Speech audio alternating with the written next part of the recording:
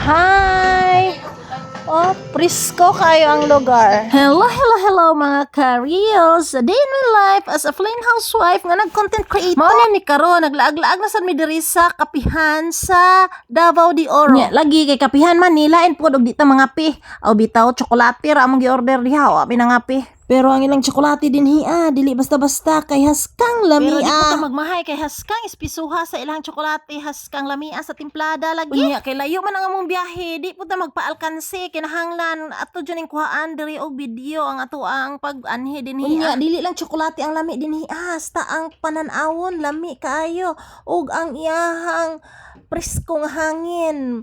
Murag makahanggab jud ka og mga preskong hangin diring dapita. Unya proud jud ko din hiya kay sako pag yun din sa amo ang lugar sa Compostela.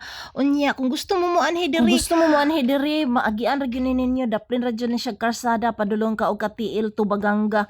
Una ara ni siya diri. Unya dili na mi maglangan, mamauli na mi kay hapon na og dinhi ra kukutob katulang. So wala pa nag-follow sa kuha, i-follow na ko ninyo og daghang kay salamat sa inyong paglantaw. Bye-bye.